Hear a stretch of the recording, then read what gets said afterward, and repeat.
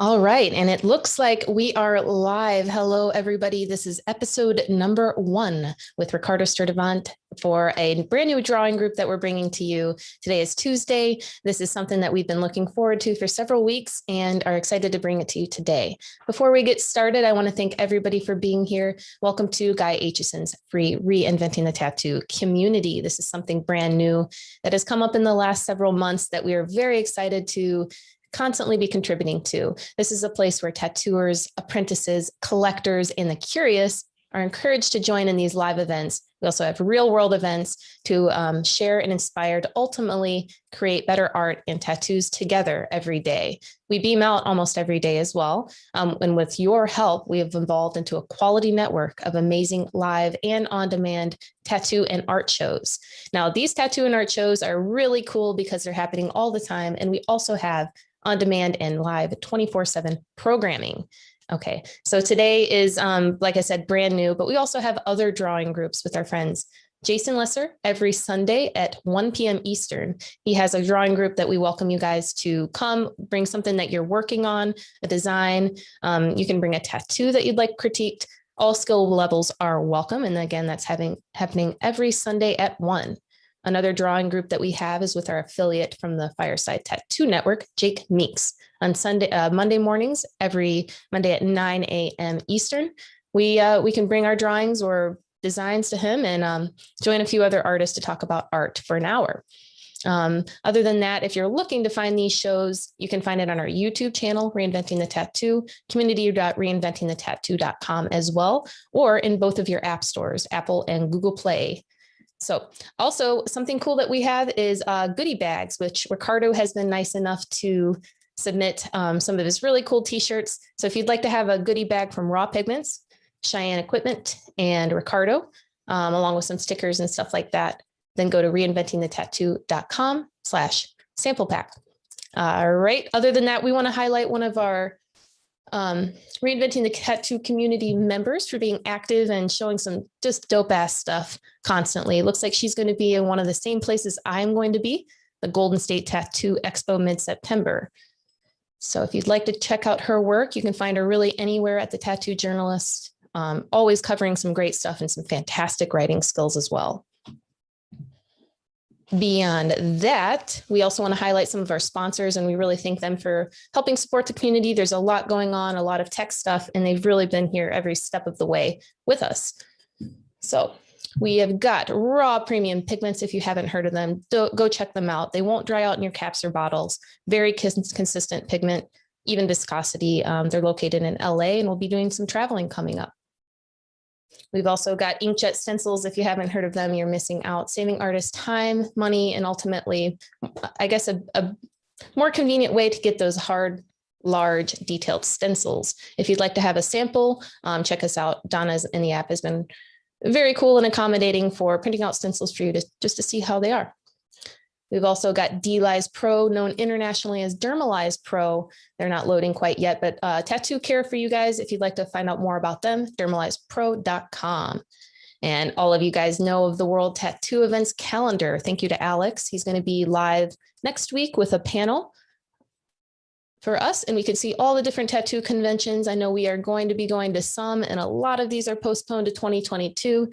So it looks like next year is the year for us to hit that road. All right, beyond that, we've got some pretty cool real world events that Reinventing Crew will be going to, including Ricardo later in November. October 3rd to 6th, we have a BYOB event in Jiminy Peak. I'm really excited for those. It's like a Paradise Tattoo gathering, just a little bit smaller this year. Also, November 12th to 14th, our team will be in Brussels for the International Tattoo Convention there. And I'm very excited to meet with Jason and Ricardo and Kirsten to kind of explore and go to our first European convention together. Next year, we'll have the Rock River Tattoo Art Expo in July, as well as at the end of the July, we'll have the Rubber City Tattoo Invitational with Tony Urbanic. All right, Ricardo, I know that everybody's here to see you and talk to you. Let's bring you up. How are you doing today? Hey, Lauren, I'm doing pretty good. How about you? Today's a great day. Nice. It's always a good thing, right? That was a great Absolutely. introduction, man. You killed that one. That was smooth, super smooth. Cool. So yeah, this is our first drawing group. We've been talking about it for quite a while. There's a lot of different content that we've shared, and yeah, let's kick it off and jump right in. Yeah. Okay. Cool. Well, first of all, my name is Ricardo Sturdivant. I'm pretty excited to be here with everybody today. I've been really apprehensive for a long time about getting up in public and talking about the things that I've come to learn whenever it comes to my approach to art. So I guess basically what I want to talk about is how it's time for us to grow. We all need to grow as an artist in education, both formally. Well, I guess there's three ways of doing it, really: formally, spiritually, and in emotional kind of levels. For myself, I know that has helped out tremendously. Hang on one second. Let me get rid of something here real quick. It's popping up.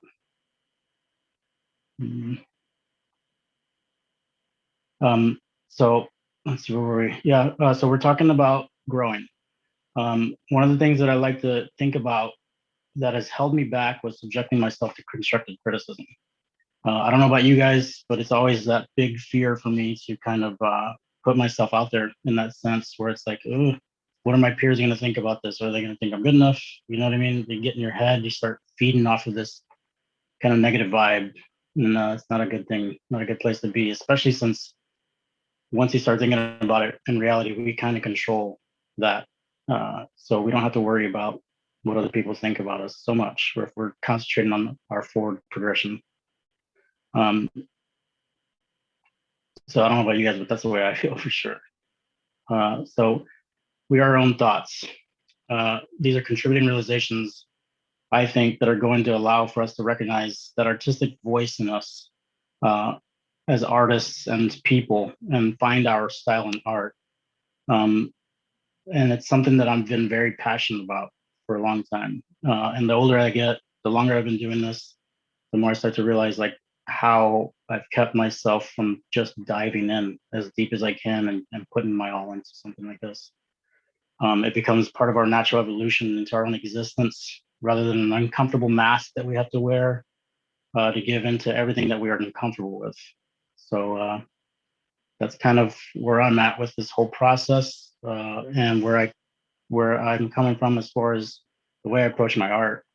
I find that the way that I do this, it actually helps me focus on centering a lot of those things and bringing them together. But yeah, I just wanted to say thank you for letting me ramble there for a little bit. Thanks everybody for who all's in here, Lauren, right now. There are a bunch of people in here. What's going on? Faith is here with us today. How you doing, Faith? Hey, I'm good. Thanks for joining us. I know whenever we talked last, you said that you have to work pretty soon, so I'm excited for you to be here. Thanks. Sure, glad to be here. Yeah. We were talking yesterday morning, I think, right? On Jake's show. Yeah. And it sounds like we have a lot of like similar kind of perspective when it comes to artwork and stuff like that. So I feel like our approach as far as dissecting the images that we're seeing. So I'm pretty stoked to get into this with you and see how you feel about it, see how everybody feels about it. So why don't you tell everybody where you're from, Faith? I'm from, well, I lived in DC most of my life, but 10 years ago, I moved to South Florida. So I'm in Port St. Lucie, Florida right now. Mm-hmm. But I guess home right now is Delray Beach, which is like an hour south. But I moved up here to work with this guy, Jake Kowalski. He's the only guy that I knew that could get value the way that I wanted to consistently every single time. So I moved up here to learn from him, basically. Yeah. I wrote a book on it, what I learned. Yeah, it's awesome. It's a journey, isn't it? Yeah, it is. Value. Yeah, Elusive. it's pretty incredible. Yeah, yeah. What was that again? Just value. It's hard. It's tricky, like especially in color. Yeah, for sure. Man, when it comes to color, I'm gonna have to pick your brain about that because I've been doing it a lot with Kier, and I'm pretty sure she's getting tired of me asking all these questions about color. So you're the next one that I'm gonna go to. Okay, so just let you know. I love color. Yeah, that's awesome. That's awesome. I understand value. I understand the, tonal value and stuff like that. And I'm starting to pick up some of the things about color. Before recently, it's always just kind of been a shot in the dark for me, man. Um, so yeah, so I'm like to be able to like focus on it and pinpoint what the definition, the defining word for it is even helps out a lot too, So I did get a chance. You want to talk about what you've been doing? I know that you wrote a book, right? I created a system, I guess you could say. It's a value and color system that I don't know. It's just supposed to be like a complete streamlined solution for anyone that wants to just be able to just make the art, if that makes sense. It's kind of Yeah. like tattoo art, fine art boot camp, value color boot camp. That's what I call it. Yeah, that's cool. So it's supposed to be at 6 modules, and it's supposed to be between 1 and 4 weeks each one, depending on what time or how fast you go. So that's kind of what I'm ballparking it at. Killer. Hold on, let me switch my mic here real quick. Hold on 1 second.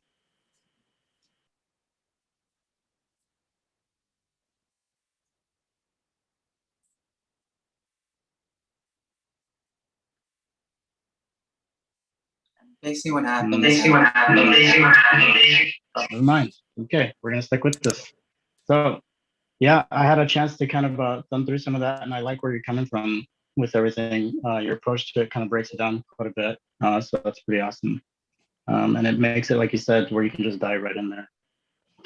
So let's see, Yeah, Lauren, if you don't mind, could you go ahead? What did you say, Faith? I don't know. Go ahead. Sorry about that. No problem. Yeah. Well, let's see what else is in here. Akshay, how you doing, buddy?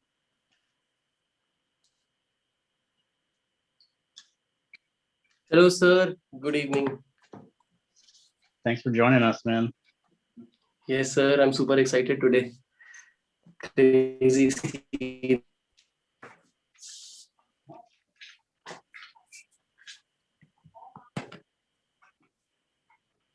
Yeah, it's been quite the experience getting here. Let's see. All right, so I have a different mic on, so instead of just seeing that little blue R, we'll just go ahead and keep it like this, and I'll just kind of switch back and forth. And I'm gonna turn the camera back around on what we're gonna be working on here in just a few minutes. But Akshay, you want to let everybody know where you're beaming in from? Yes, sir. So my name is Akshay Kashyap, and I'm from India. And I have been tattooing from last 4 to 5 years. I mostly do black and gray work. Yes, that's it.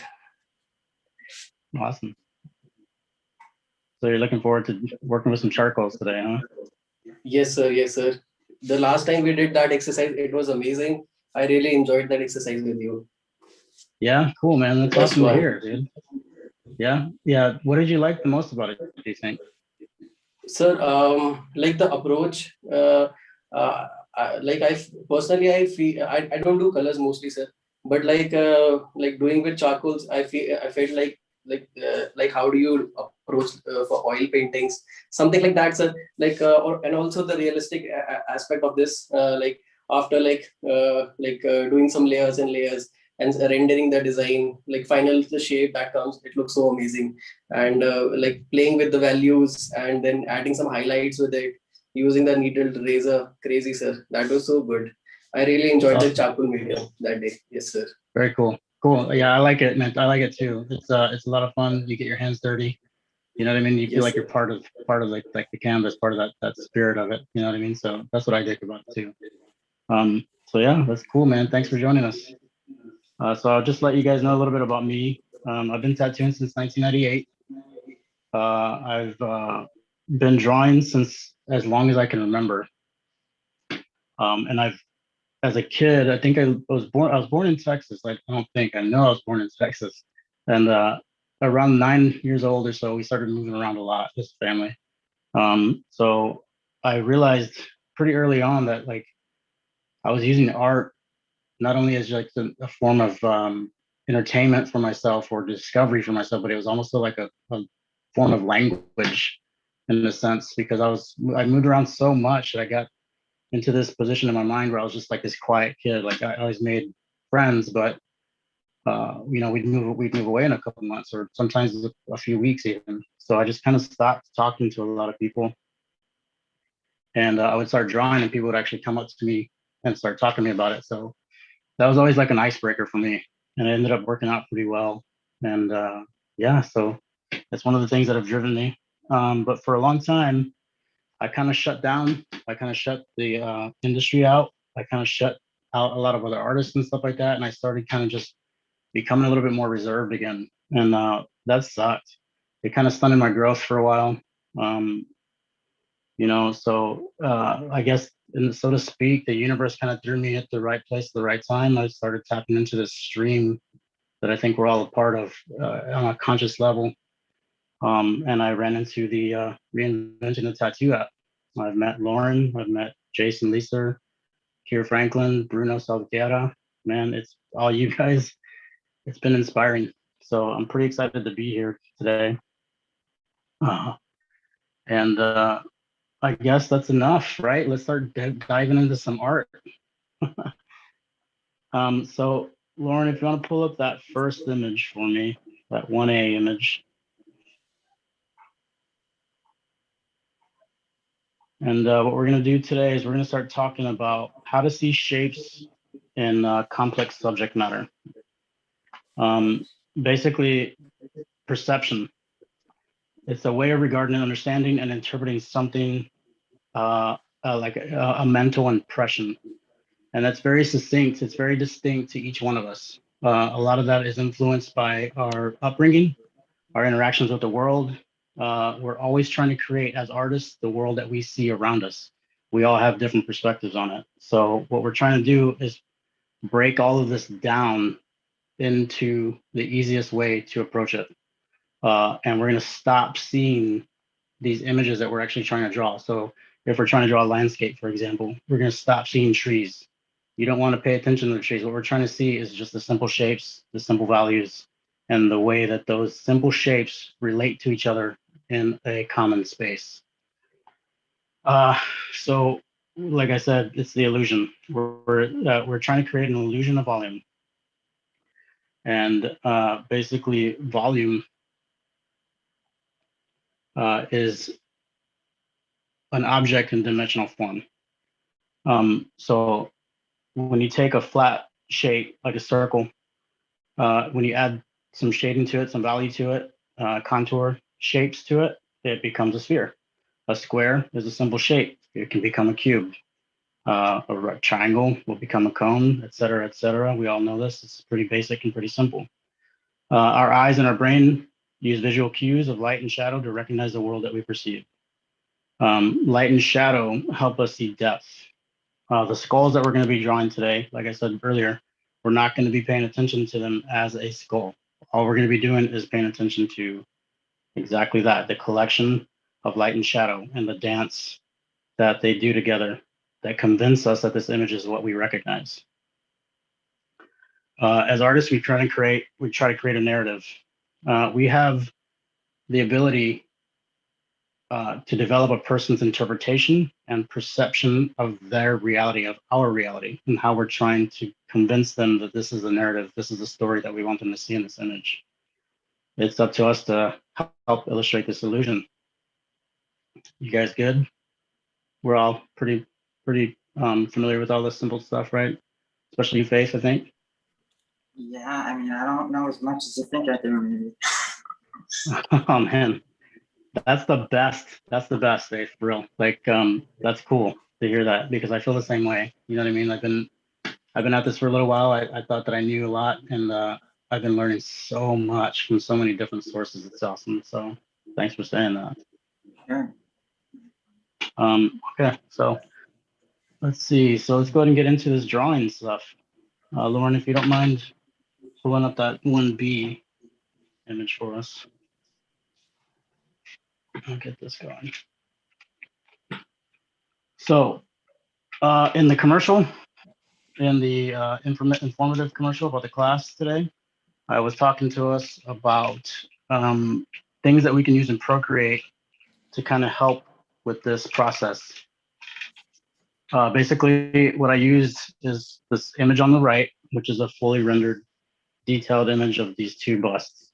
But decreasing from right to left, you can see what I used was the Gaussian blur tool.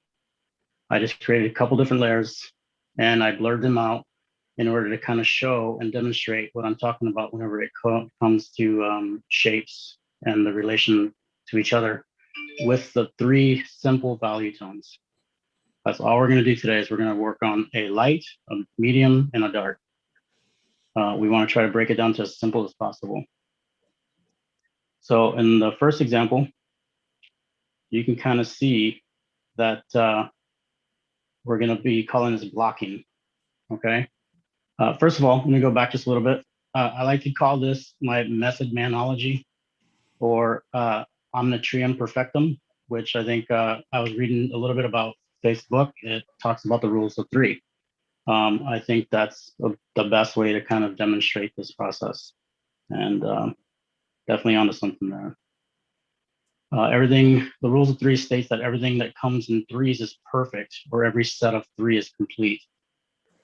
So with that being known, that kind of gives us a little bit of a safe space to be a little bit more comfortable in not messing anything up. Like, we're not going to mess anything up today. It's going to be really simple. This is going to help us develop a faster way of drawing, a faster way of recognizing the shapes. So I'm really looking forward to it. I don't know if you can see, maybe if we can blow that image up just a little bit, Lauren. You can go into the description. There you go, right there. Okay, so I have 3 steps here. The first one is going to call a scumble. Basically, what we're going to be doing with the first step is we're going to be using a paintbrush. I usually use, the biggest brush that I can find, or today I think I have like an inch brush with some pretty loose bristles and stuff like that. This guy's pretty worn out. He's been worn out for a while. But I love it because it kind of helps with the scumbling effect that we're looking for. So in this first process, what we're going to be doing is we're going to be observing and separating using these 3 values: dark, medium, light. But we're going to start out with light first. We're going to observe the first shape and the spatial relationships, placing them into the general observation.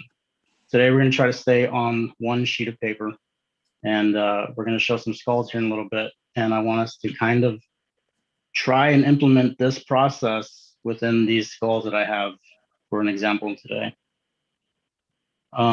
So yeah, let's see. I think I went over the scumbling thing. We're going to be doing the multiple sketches. And we're also going to be talking about the gum eraser. Lauren, if you don't mind going up just a little bit. Perfect, right there. So in the teal, you can see that I have what we talked about a little bit ago with those simple shapes. Within this image, no matter how complex that image may appear on the right, each one of these shapes are in there as a form.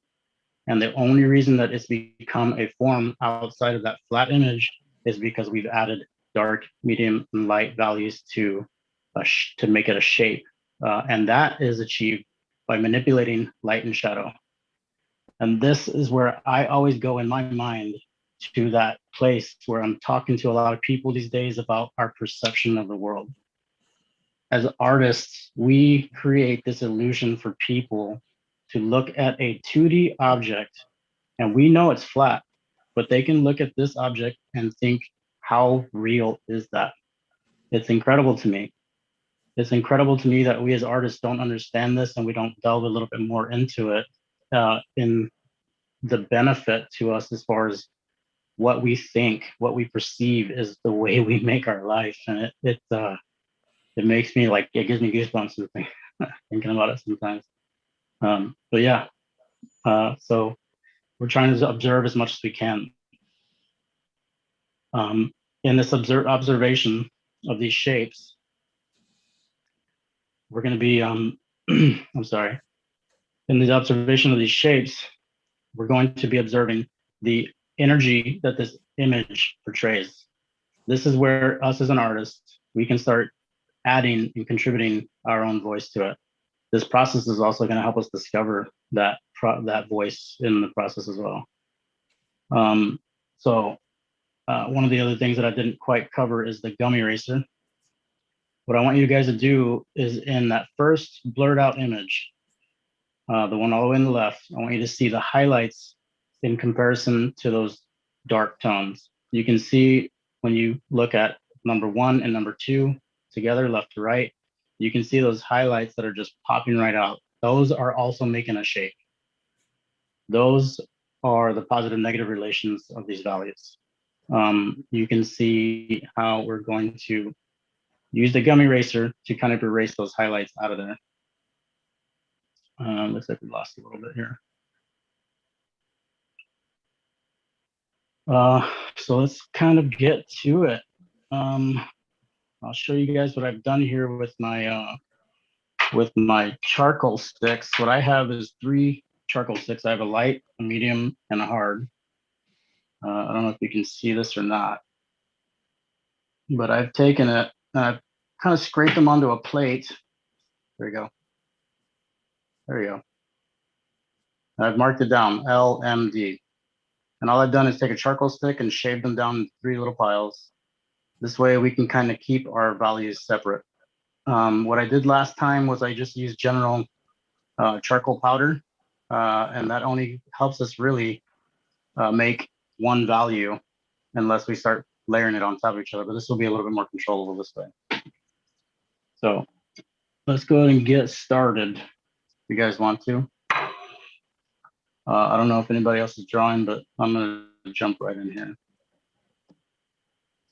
So I got my little 1-inch brush here, and I'm gonna go in with my lights. Still seeing the other camera. Is that just me? Oh, okay. That's all you see? Let's see here. Yeah. Lauren, you wanna pen the other camera for me if you don't mind, please? I'm sorry. I don't know if I'm. I don't know how it all works, but let's see. Yeah, if I had let me see here. Hang on one second. Let's see what we can do.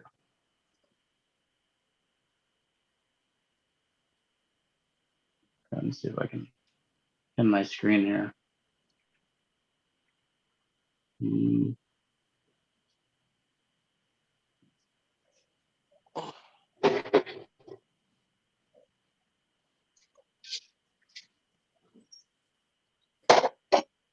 Let's see if we can pin it. Doesn't look like I'm a host, so. All right, here's what we'll do. We'll just use this one instead. Okay, I see it now. Okay, so there we go. Light, medium, dark, right? I got my 1-inch brush, and I'm just gonna start collecting it on my Need more charcoal. There we go.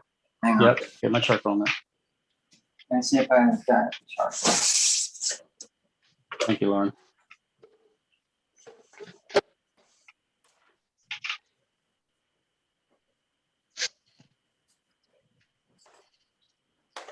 Mute it live.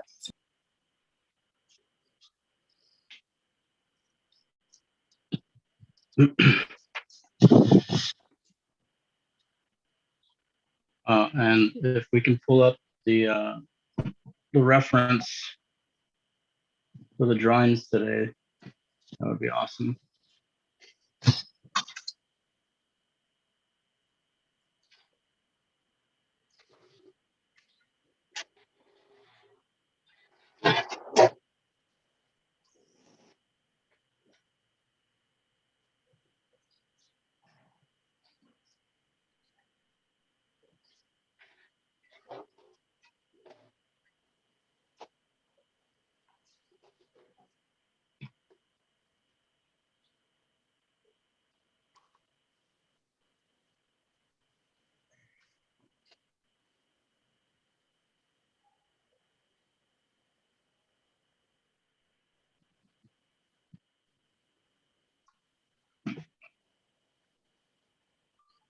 Let's see, right.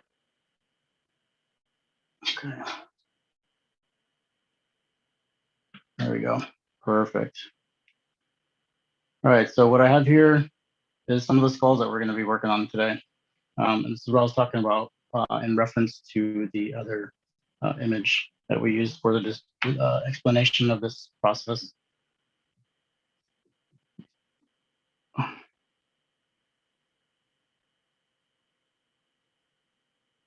We'll wait, give Faith suck a few more minutes and see how she goes.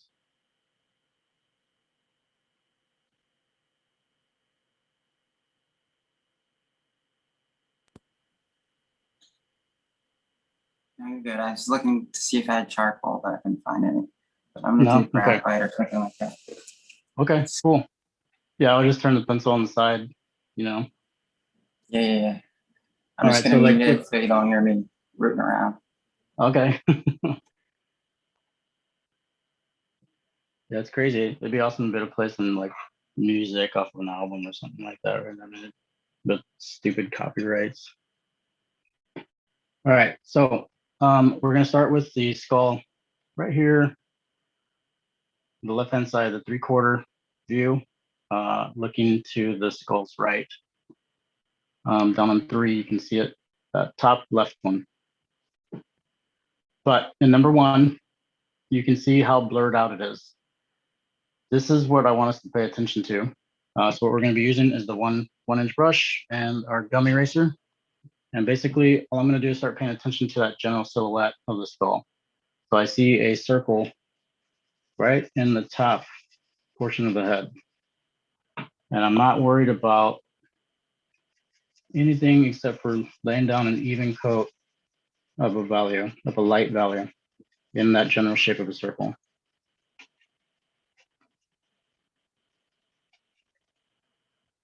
And then underneath it, I can see the mandible. So I'm going to put a little rectangle for the mandible. You can see where I implemented that cheek here. That's my anchor point. And then I can see a little bit of that rectangular kind of shape here. I'm literally just going to paint that rectangular shape right underneath that circle.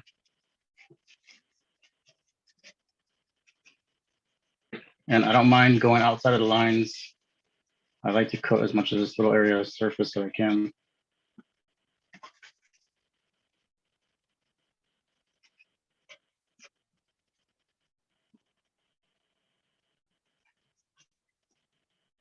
So, and this is where I started paying attention to my my highlights. Let me get this guy out of here.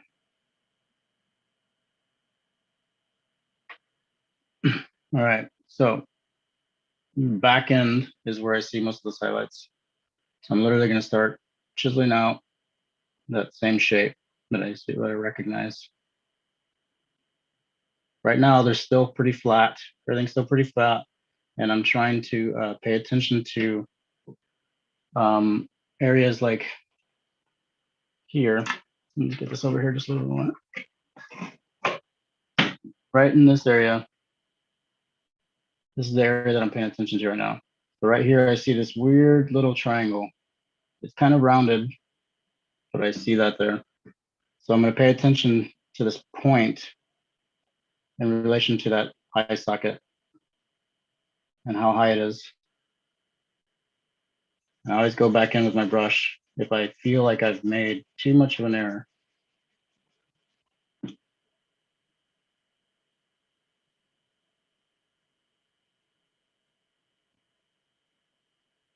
And then I see here as well that I can find that little rounded area.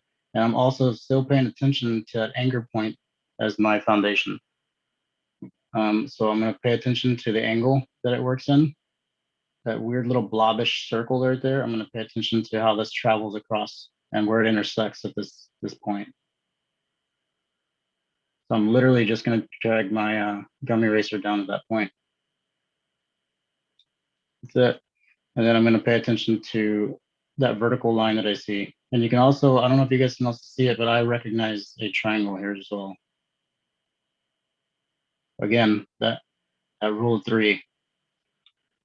I love it. I see it everywhere. I can't get it out of my head. I talk about it with my friends all the time. They make fun of me for it even, but it's okay. It's all in fun, right? So, and then this point at the bottom of that triangle that I perceive, and this angle here, and the way this triangle works in relation to it. So if this is my highest point on this nose,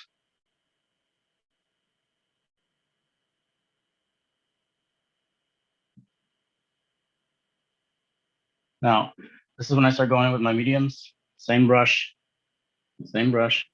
and I'm literally just gonna start chunking in some of the darker value. Excuse me, Ricardo, sir. Yes, sir. Sir, like, where do you have you like uploaded this reference image somewhere else also, like from where we can see? Is it Or really like hard we to have see to it? just Yeah, let sir, me like, pull it up real quick. I'll put it up on the RIT for real fast. Hang on one second. yes, sir, that will be good then. No problem, dude. Let's see. I'll share it with myself on a AirDrop.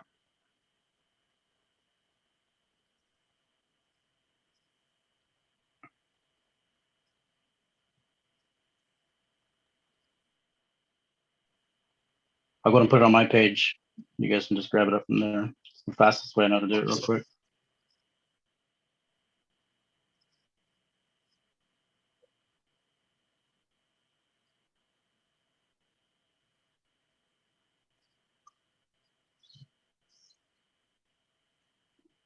Processing, thinking.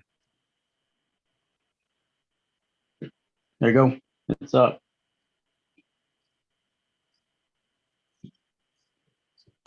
That's on your profile page. Yep. Okay. Next time I'll make sure and post them out about 3 or 4 days beforehand. That way we're all on the same page. Like today, we're just going to focus on the sketching part of it. We're not going to try to get into too much detail at all. We're just going to focus on this process, recognizing these shapes. That's all we're doing. So we want to keep this loose. We want to keep it just open. And we're going to introduce these soft knives here in just a second too. And I know this might have been too fast for you guys to collect all this material, but hopefully next week we can all get it together. Yes, sir. Get in there, yeah. But I understand, believe me, I get it. Especially with our life, man. It keeps us so busy sometimes we hardly have time to sit down and eat even. Yes, sir. So whenever you guys are ready, just let me know and we'll keep it going. Yes, sir, I have the post right now. I can see the Okay, reference. cool. Rock and roll. All right. So if you guys can see that left collection of blurred out skulls. Yes, sir. Yep. Okay, cool. So we're working on that top left one. So I can kind of go over it again if you'd like me to. Basically what I've done is I've scumbled all of these. I've scumbled this entire shape. And the first thing that I saw was a circle here. And then the next thing that I saw was just a simple rectangle that sits almost intersecting with that circle, just underneath it, just into the circle itself. Simple rectangles, simple rectangle, simple circle. That's it. We're not paying attention to the fact that it's a skull at all. None of it. Just circle and the rectangle, and that's it. So all I'm going to do is I'm going to go in and I'm going to make that circle. And I'm just going to keep doing this collective saturation. It's not going to put in, you're not going to plow it right on the paper right away. You're just going to keep scumbling it on there. I do apply a pretty good amount of pressure on my brush to get it to do that. Circle. And I'm going back in with that simple rectangle.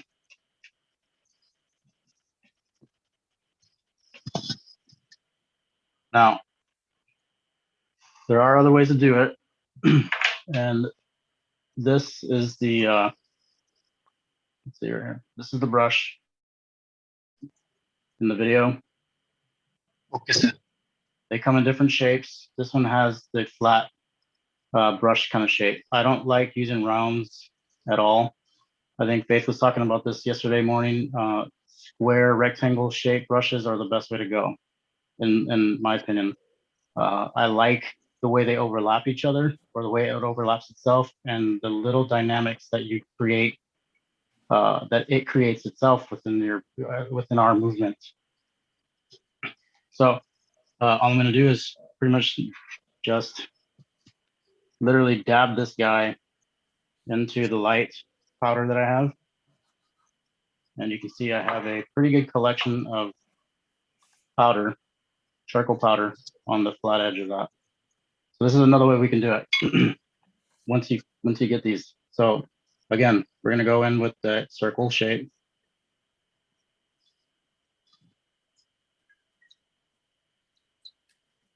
I'm not worried about anything else except for just getting that shape right now with this one tonal value.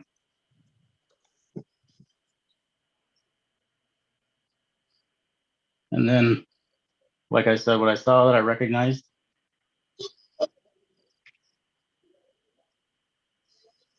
in that image, was the rectangular shape underneath the circle.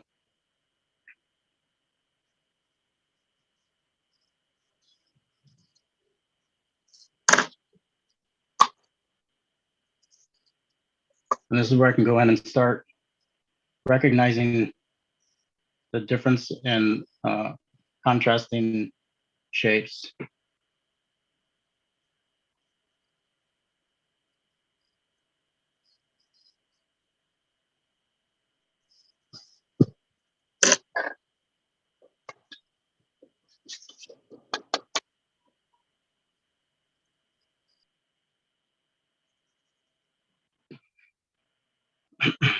So now at this point, I'm going to focus on my negative space and the highlights, as we call them. I'm going to pay attention to the simple shapes that I observe in this little blobby kind of reference. So the first thing I see is this triangle, and I see a point here, and a point here. So I'm going to take my gummy eraser, and all I'm going to do is just chisel out that shape.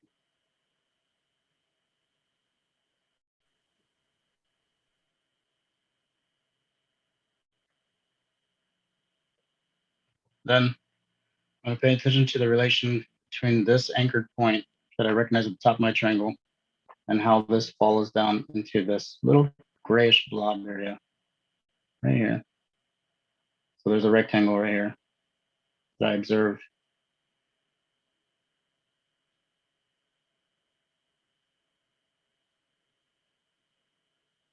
You see how it almost makes like this arrow kind of shape. And then I'm going to pay attention to this bottom part of the rectangle that I've seen right here. And I'm going to watch and observe how far away the top of this little blob is. You have this circular blob, and we're going to leave that with the value that we've laid down, that light value that we've laid down. So we're going to kind of cut that out, so to speak, with the gummy eraser.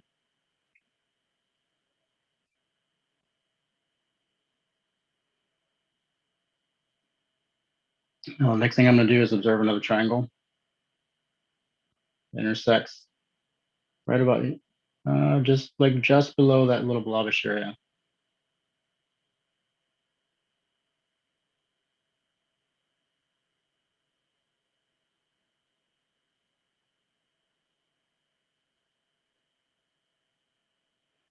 And then I'm starting to see this little banana shape kind of curve here.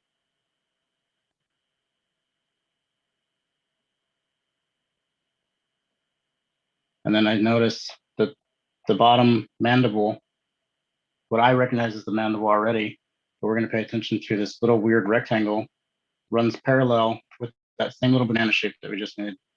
So just mimic that.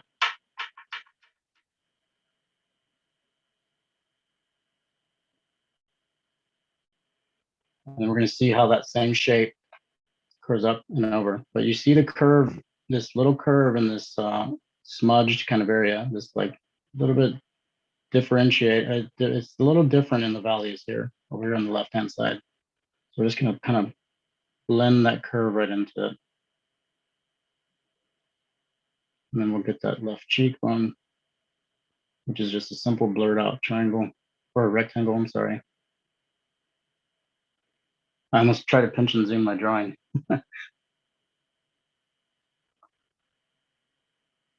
So you can see, this is where I like to do this thing I call like a knockdown. I'll do this throughout the entire process. Even when I have it detailed as much as the eyeball in this drawing up here. Even then, I will go in and I'll just knock it all down. So I just take my brush, same brush, and start going in and laying that value back over what I just erased. This is going to soften it all up. Collect more of the light powder.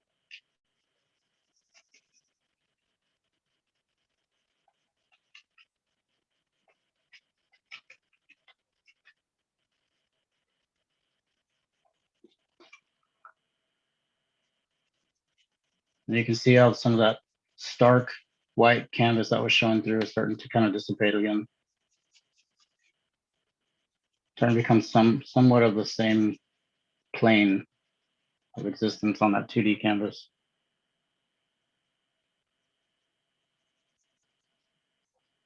Again, whenever I hold my brushes, I like to hold them pretty far back, almost to where it's going to fall out of my hand even. I don't have a firm grip on it at all. It's just pretty much my first 3 fingers. Keep it real loose. Excuse me. Got charcoal powder on my face. All right. So then you can either use your finger. If you don't have it, you can use this little blending stump. Or we can go back to our soft palette knives. So what I'm going to do is I'm going to start recognizing the darker valued areas, the shapes, and start observing these shapes.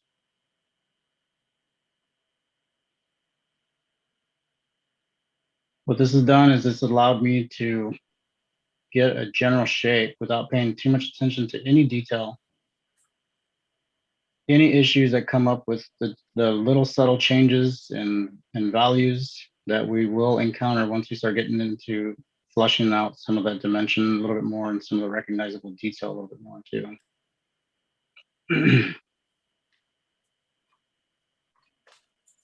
This is where I really like to get into fun stuff is I'll go into the dark, loose charcoal, the dark one, and then I'll start chiseling in the background of it. This is where you start really noticing where you might need to correct some of your placement of these shapes.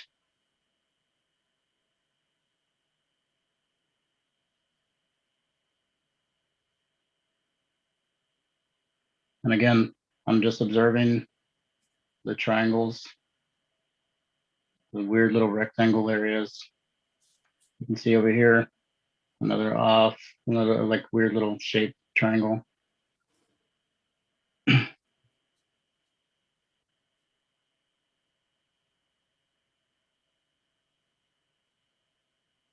And also observing those little S curves, those little C curves that kind of pop up in nature. Nothing has straight angles. They're always kind of slightly curved.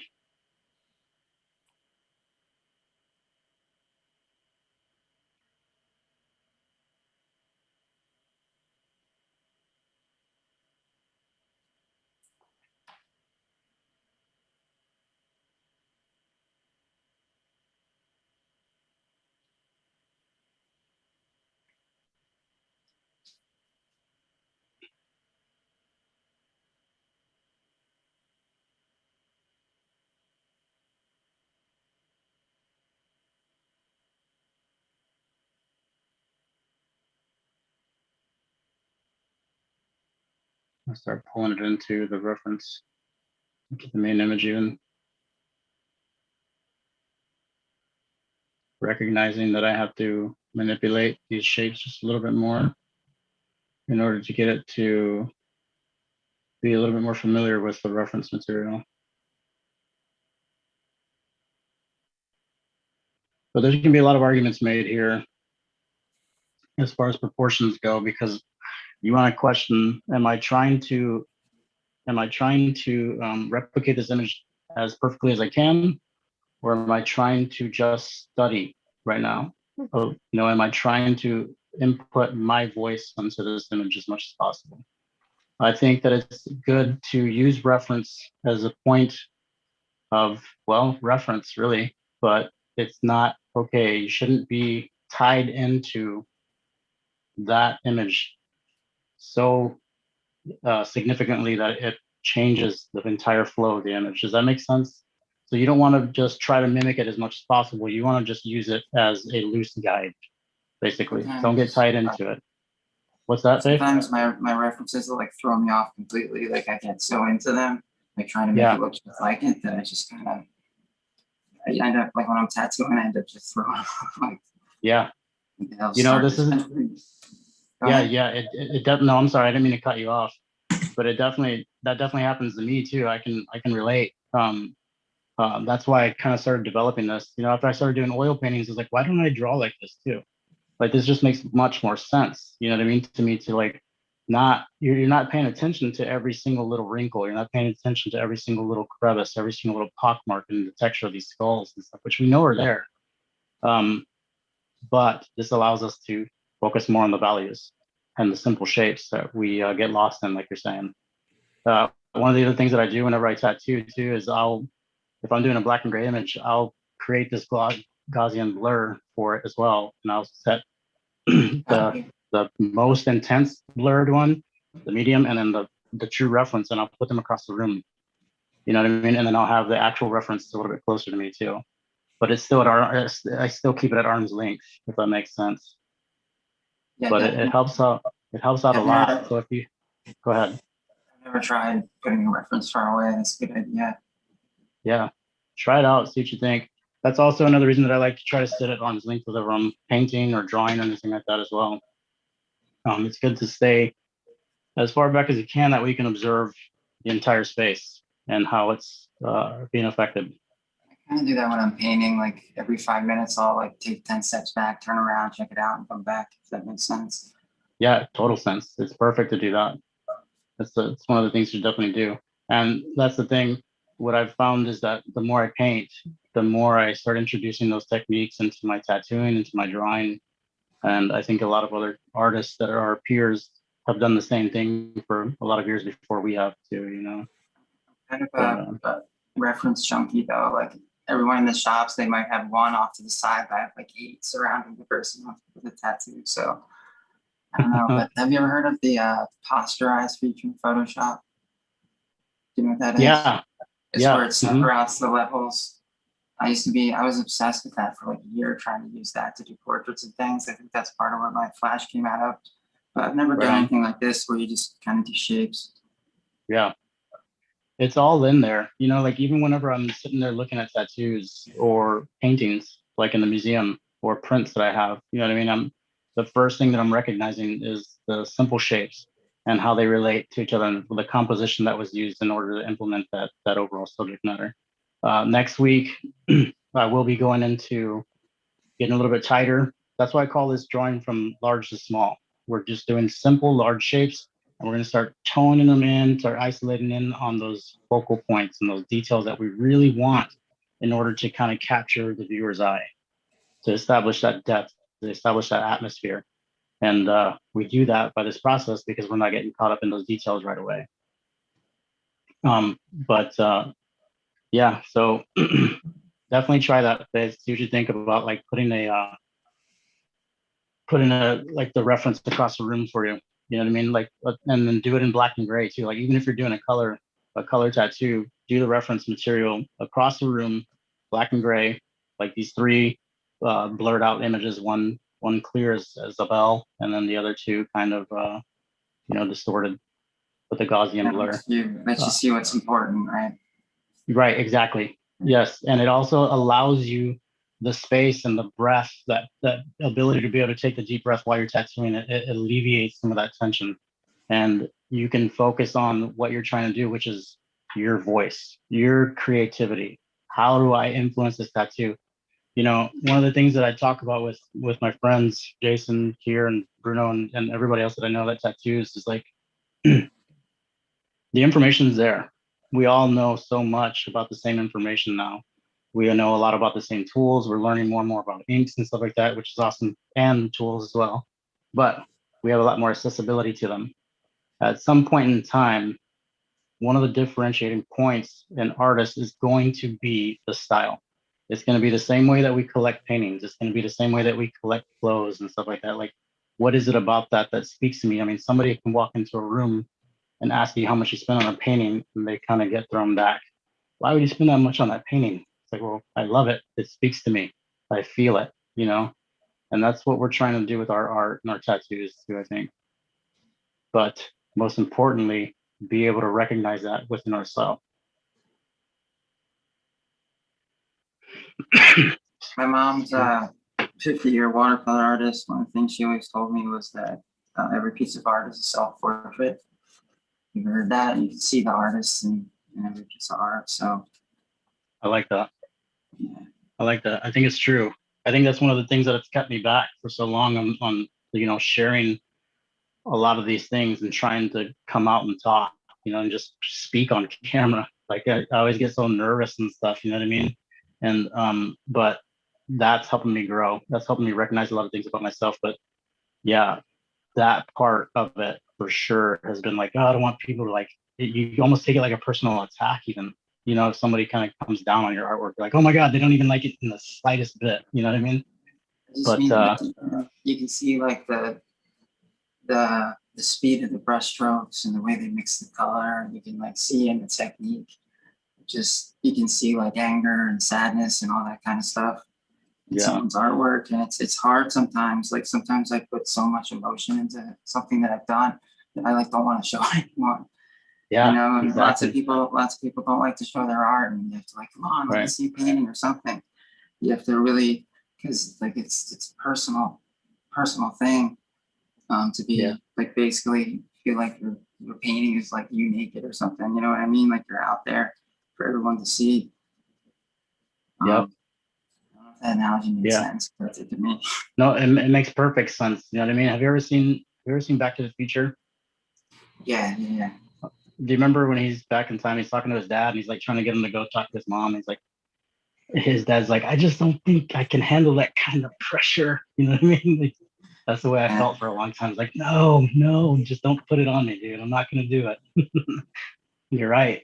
You're right though. Like there's a lot of you know, unspoken emotion when it comes to interacting with somebody's energy, and like a painting is an energy, a form of energy for sure. You know, you can walk into a room and detect something's not right here. You know what I mean? So why can't you look at an image that somebody created and feel the same way about it? You know. So yeah, so like I'm glad that we're catching on to this because that's exactly what this is about. It's all about just manipulating the shapes, recognizing our shapes. We're not worried about it being clean or like really observable as a school right now. What we're trying to do is recognize the shapes in relation to themselves. The distance between this dark point and this dark point. You know, how high is the top of this circle shape that I've observed, and why is it oblong here? You know, that's what we're trying to pay attention to. That's what we're trying to capture, right? Excuse me, I got something stuck in my throat. But yeah. So we're not getting so caught up on all those little details right away.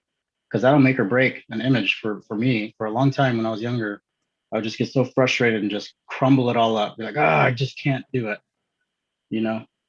And that's sad. That's sad. First of all, you shouldn't be throwing anything away like that. You should keep it for your checks and balances, your reference points for yourself, how much you've grown. Excuse me, how much you've grown. And the other thing too is that like that develops this sense of reality for ourselves whenever we are constantly just balling stuff up and throwing it away. Like we keep saying, I can't do it. I can't do it. Why can't I do it? You just create that reality for yourself. So there's no point. You might as well you got to try to switch gears and think of it in different terms. Be a little bit more organic with it. Lauren is back. How goes it, Lauren?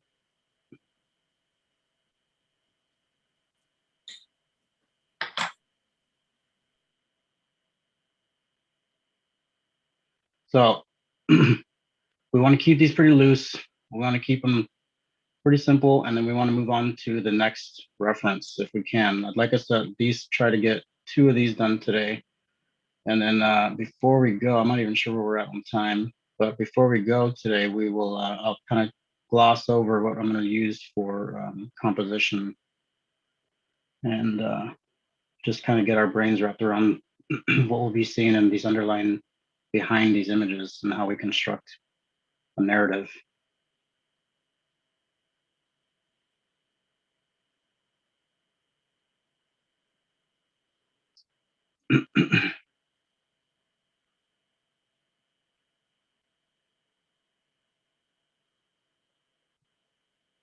You guys want to show us where you're at so far with the first image?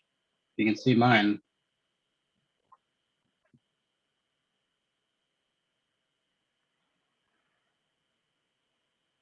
Whenever y'all are ready, let me know.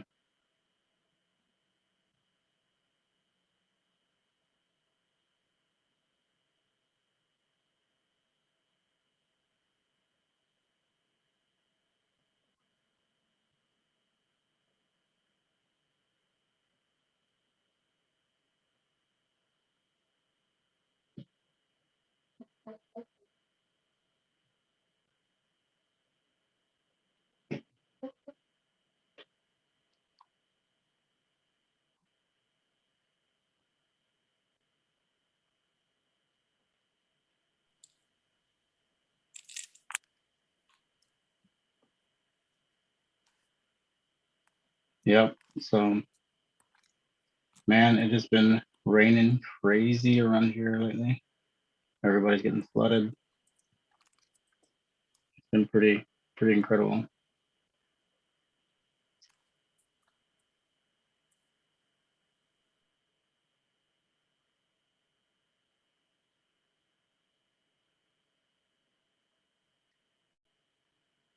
This is another way that I use to draw, like I said a little while ago.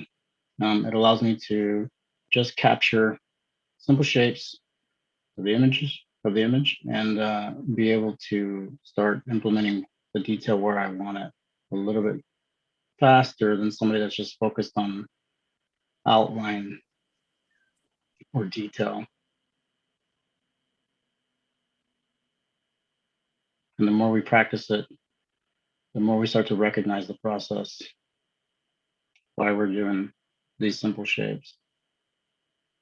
And the more we practice it, the more we'll start to see these simple shapes in everything that we approach.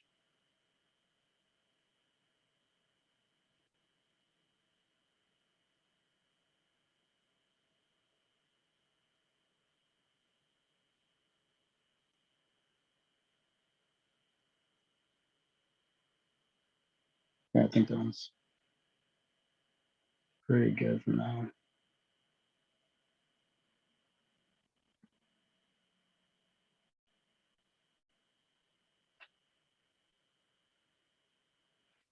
Even my tattoos, even the tattoos that I do, where I do a lot of lining, where I do a lot of like line weight in the images. And, this is even then I approach the same. I approach everything the same way that I'm doing right now.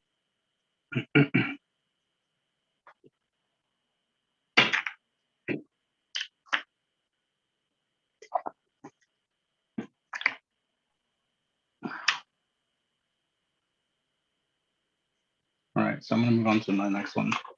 I think what I'm gonna do is I'm gonna try to not for anything outside of a study and a practice for myself, but I'm gonna see how fast I can try to knock this out. And what I want to try to do is impress upon you guys the idea of practicing this and getting it down in as few strokes as possible. Kind of like a chess game where you're trying to beat your opponent in as few steps as possible.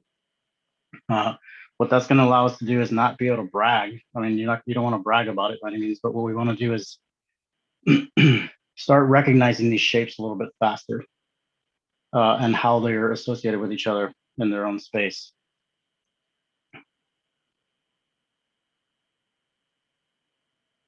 The cool part about these videos, I think, is when I'm looking at the screen from the opposite direction, it's like looking in a mirror. So it's pretty neat to be able to see it from backwards, and that actually helps us out quite a bit. Like when you turn things around, you flip them, you can kind of observe them a little bit easier that way. Pretty incredible. So here, the first thing I'm gonna do is, the first thing I see is this angle.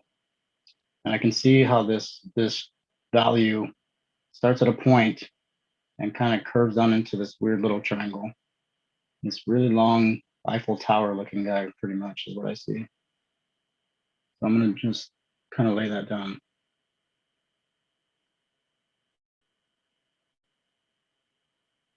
And I can see how it drags down.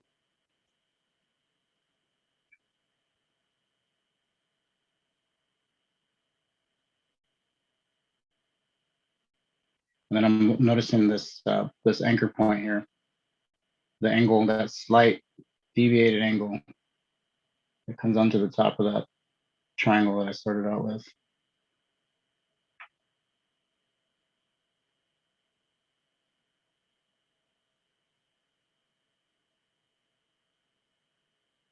And now I'm recognizing the back of the head as this circle.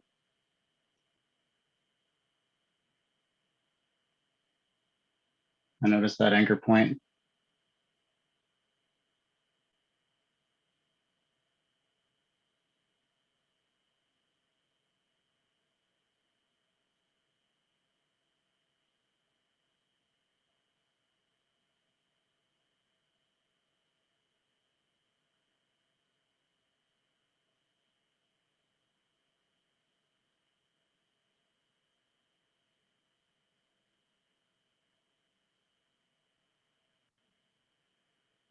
And there we go.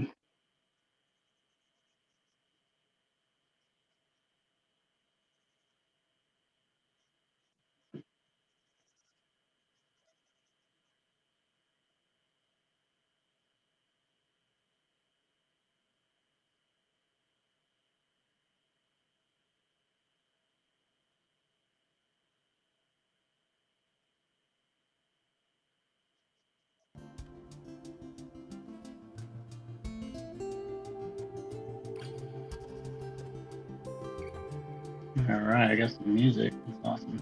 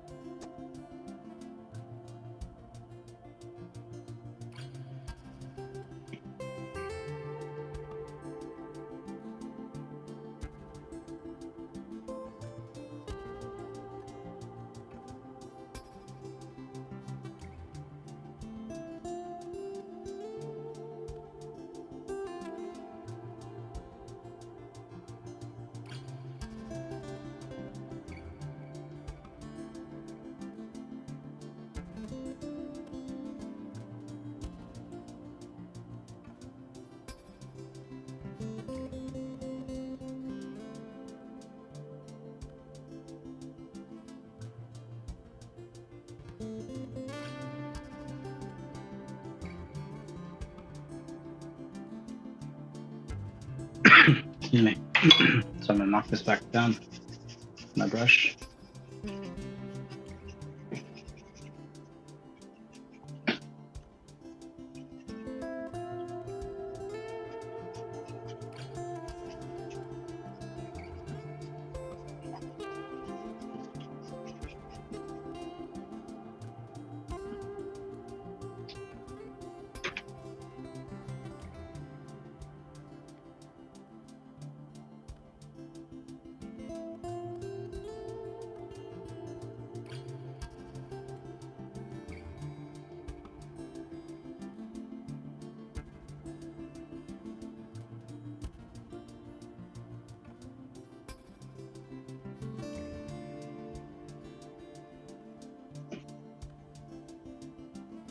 So I can already see how the back end of that mandible needs to drop down just a little bit of an angle.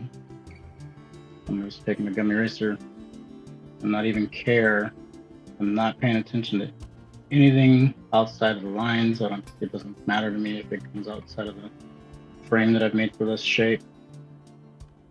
To me, it actually adds to the subject matter.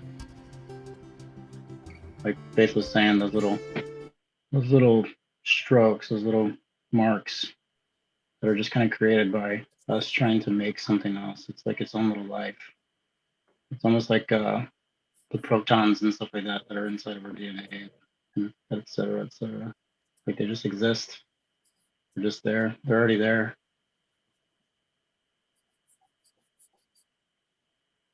One of my biggest fears becoming a tattoo artist was that I had to draw in front of people. Yeah. Why is that, do you think? I don't know. I just thought like nothing really bothered me like going into it. It's just I just didn't want people to watch me draw. It's just Yeah. like when people watch you do art, you know, because everyone like while you're tattooing, they're staring at your. Some people watch you, you know what I mean, or like you're drawing on an iPad or whatever. Yeah. It's just it's just that fear of putting yourself out there. Yeah. I relate to that quite a bit, Faith, for sure. Ever heard of Alan Watts? I don't think so. He's a philosopher, and he has this thing that he says about the worry that we invest in thinking and wondering what other people are thinking about us, positive, negative. We spend so much time in a room full of people worried about what they're thinking, how they view us, their judgment of us. And the funniest part is when you think about it, in a room full of people, when you're already worried about everybody else, what they're thinking about you, the fact that they're a human means that most likely they're doing the same exact thing. And they're observing everybody in the same way, like worried about what these other people are thinking about them. So in a sense, it kind of cancels itself out. You know what I mean? It kind of makes it moot. So, I did, yeah, I know what you mean. you know, it's like one of those things where we just kind of observe it and we ingest it and we make our world based off of this concept. And in reality, like when you wake up in the morning, that's exactly what our existence is what do we want it to be? How do we want to view it? Are we going to say hello to people when we're walking down the street, or are we going to be a dick and just ignore them? You know, are we going to hold the door open for somebody, or are we just going to like, you know, close the door in their face? You know what I mean? It's up to us. And that is a reflection on our emotional state, you know? So I can feel you though. I definitely know where you're coming from. And it's always a constant struggle to remember these things because again, we're only human. But that's the best part is that we all are. Yeah, I had somebody tell me once that like even if you're in a room worried about what everyone's thinking, there's absolutely no way to ever really truly know what anyone else is thinking. Even if they tell you what they're thinking, you don't know. So it becomes a fool's errand. That makes sense. It is. Yes, no, it makes perfect sense. Like it's because, absolutely impossible to ever know. Yeah, and that's the best part is that the reason you never really know is because we're still putting our own filter on it. You know, it's still your it's still your concept of what they might be thinking about you. So it's futile. It's futile. It's like there's no reason for it. But we grow and we learn, we adapt, we change, we experience those moments though. You know, it's all about a collection of moments. Experiences are one thing, but it's definitely a collection of a moment. And like the more we recognize these shapes, the more we can relate to the world around us and how we want it to look, how we want to make it, how we want to perceive it. Thanks for sharing that with us, Faith, because I feel the same way. Like when I first started tattooing, I was put in the corner of this room where there's this little hallway and there's like a half wall behind me. And the corner is where everybody liked to hang out and just literally hover over me while I was tattooing. This is when I was first starting out. And the whole time I'm just like, man, am I making a mistake? Am I doing something wrong? These guys are going to call me out, you know, they're going to embarrass the shit out of me. And then the more I look back on it, the happier I am that it happened because it definitely allowed me to kind of be able to speak to people, to even look them in the face and talk to them. I was so quiet for such a long time.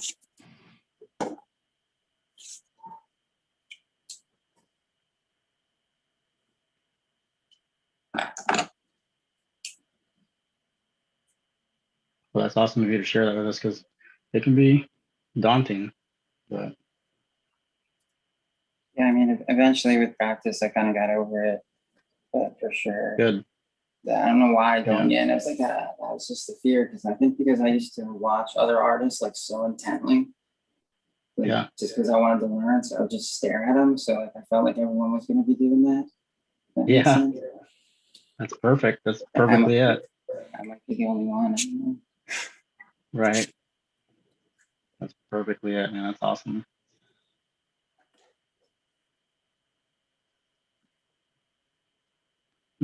So one of the things that I will mention too is like it's a good idea to, if you guys can, get a little sketchbook that is good for charcoal drawings like this. I like to carry around a little, like it's basically, I think it's a fishing tackle box. It's real thin. It's got little compartments that you can kind of customize and stuff like that. And I carry this stuff around inside one of those with me in the little sketchbook. And if I get the opportunity to just sit down outside, sometimes I'll just sketch whatever it is that I see in this fashion. And there's also some adhesives and some coating sprays that you can buy at some of the box stores that you can spray each one of the pages with if you feel like it's finished. That way, whenever you're flipping through the pages and people are thumbing through it, you know, it doesn't What's smear that called anymore. again? What's that? What's it called? Let's look it up. I remember I worked at Michael's for a long time. Can't remember what it's called, but Look it up real fast.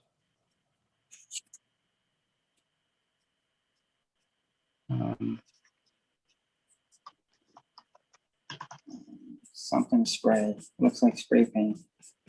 Yeah, spray for It's just like charcoal. finishing spray. I think so. It's a fixative. Yeah, charcoal fixative.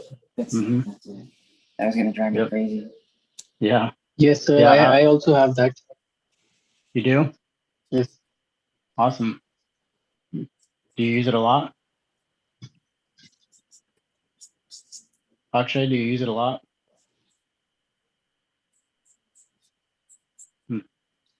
I used to use Yes, it sir. on.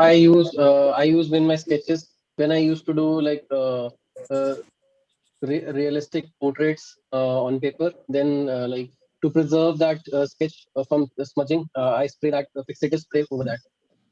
Then it stays, sir. Then it nicely stay over there. Nice. Is it pretty strong? Does it smell pretty strong? The one that you use? Yes, sir. Yeah, yes, sir. Something like spirit kind of smell. Nice. Yes, sir. It's the smell of victory. Yes. This sense of the smell of accomplishment. Crazy.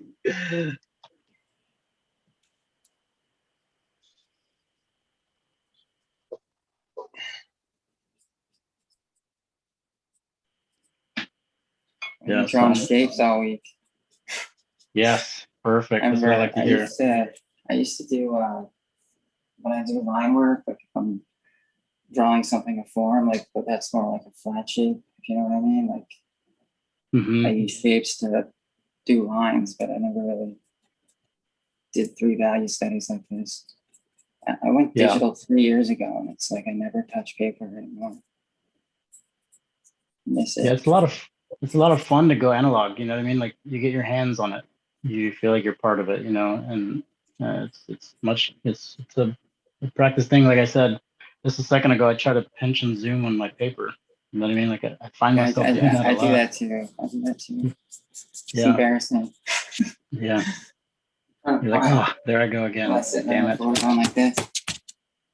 Exactly. Yeah, it's You're like, bad. what are you doing? Like, don't worry about it. All right. Just mind your own business.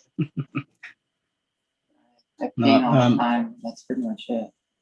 Yeah. I drew in graphite for like 3 years when I started. Oh. Okay. But then I just, I don't know. Like I wanted to be a black and gray portrait artist. That's all I wanted to do. Just black and Yeah. gray portraits. But actually I want to show you at some point, remind me of the guy that I learned from.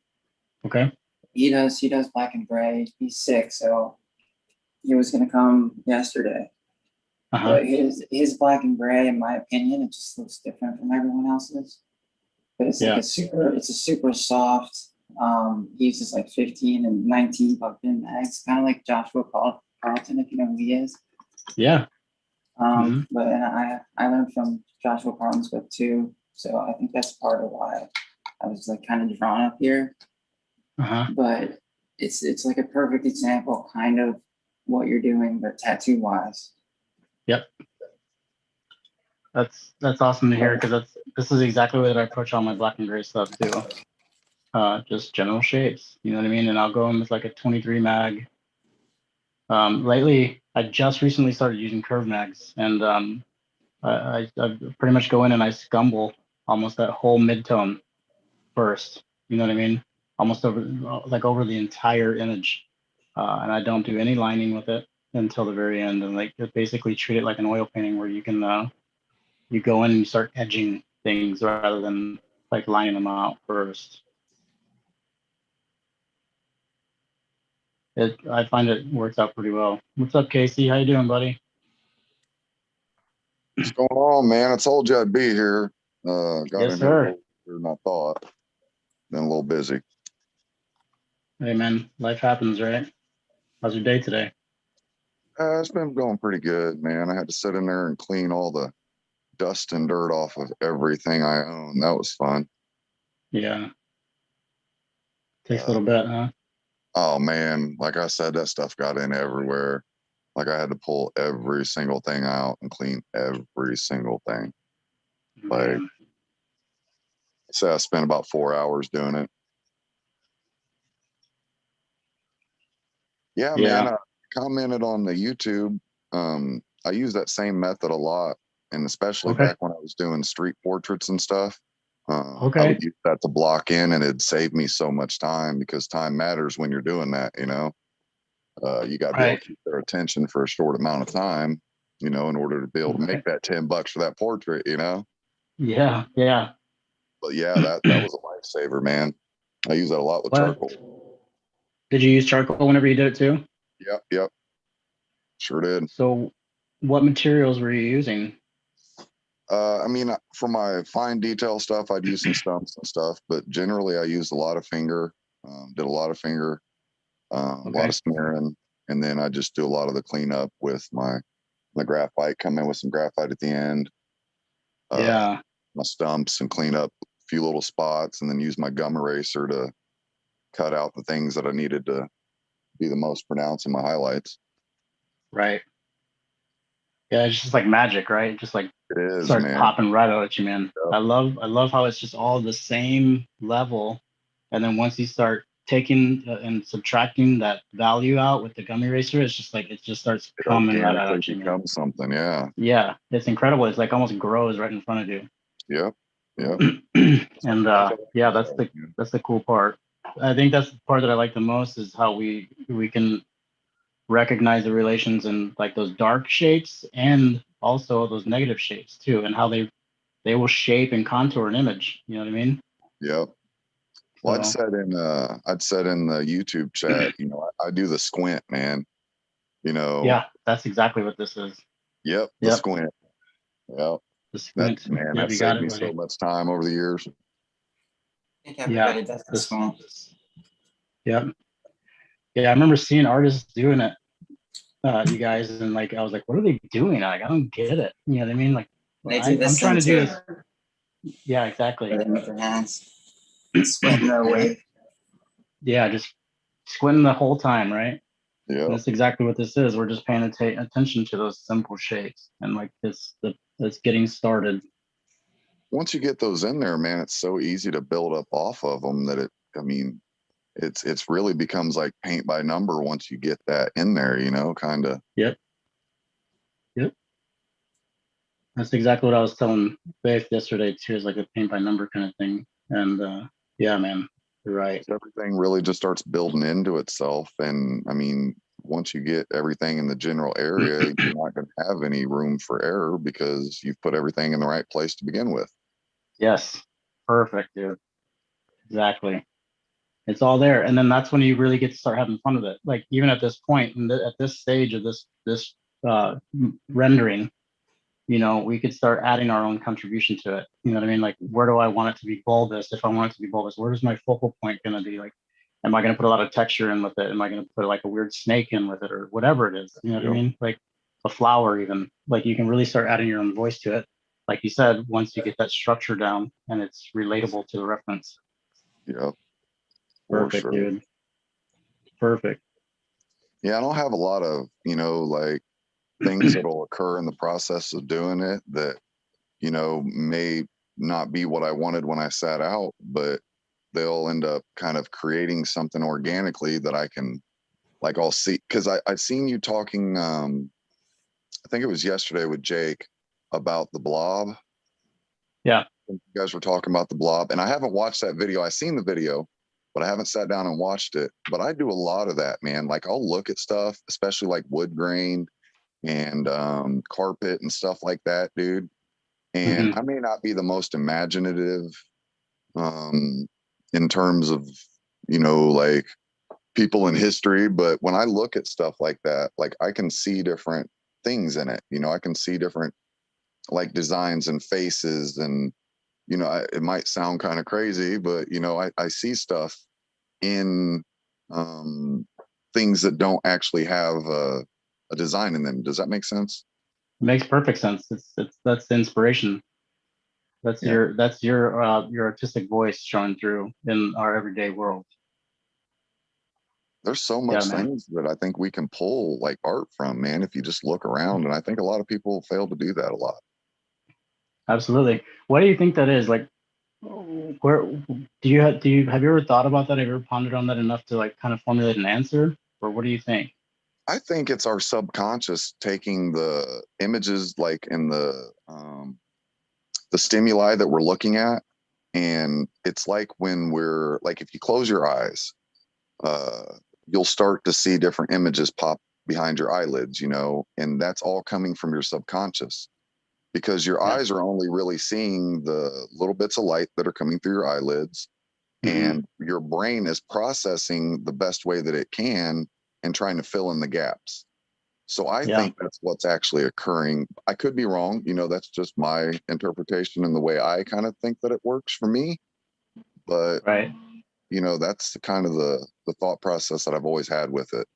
Because if I stare at something long enough, I'll start to see something. It Yeah. never fails me.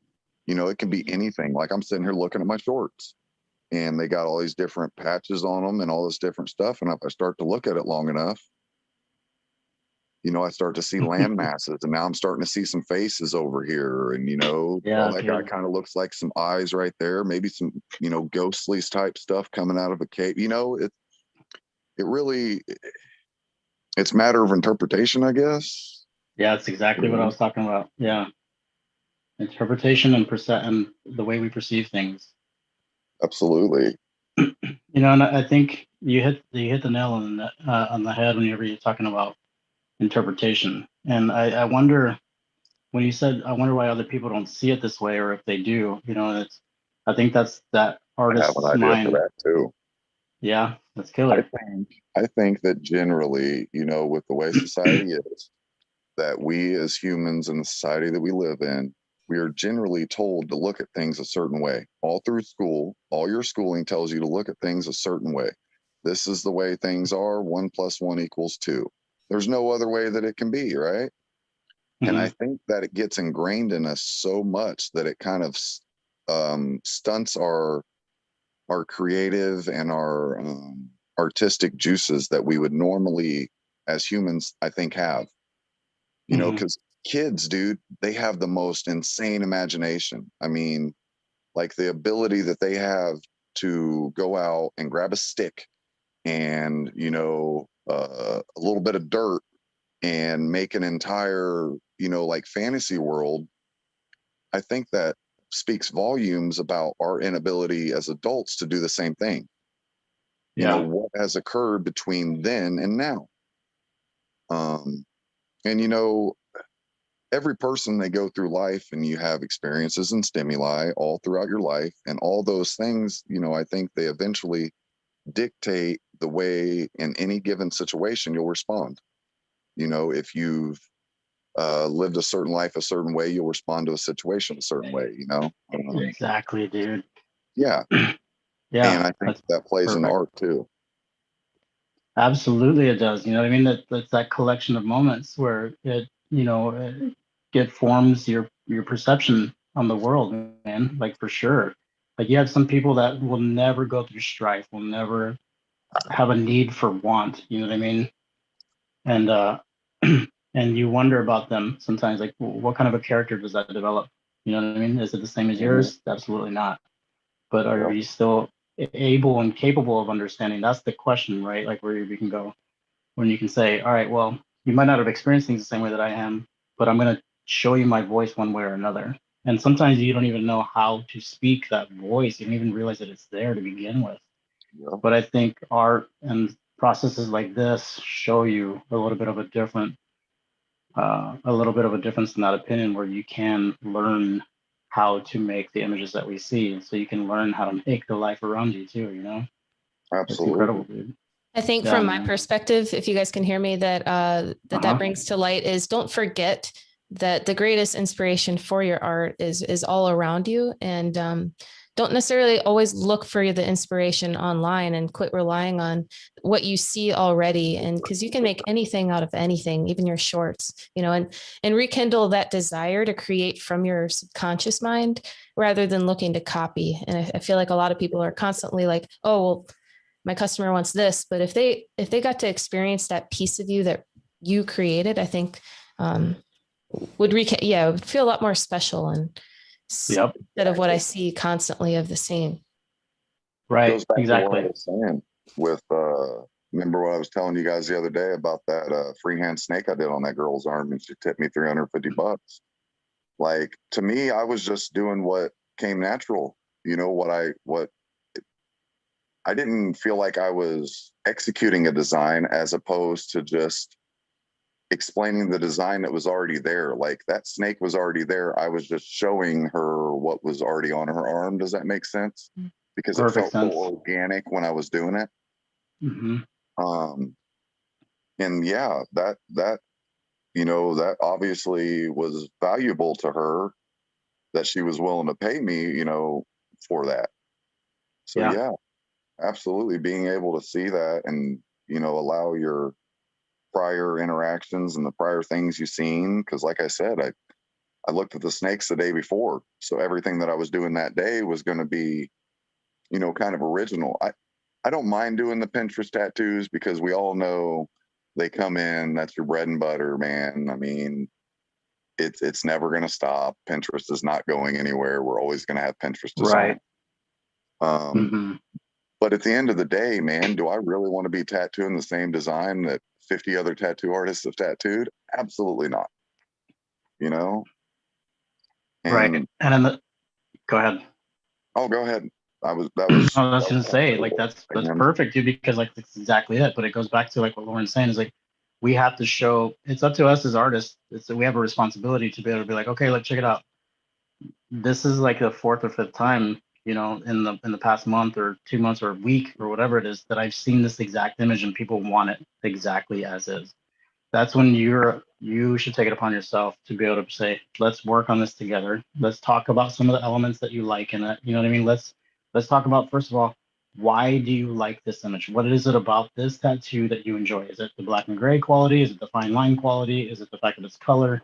You know what I mean? Or is it just the overall idea? Because most of the time, people that don't know how to create these images and they don't understand that you can do other things with them.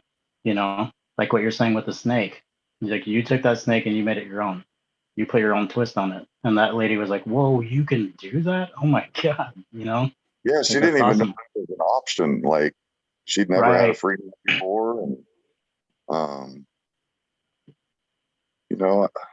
that's one of the things I love about freehanding, man. Because I know that when I get done, that there will be no other tattoo out there that someone can say is exactly like the one I did. Right.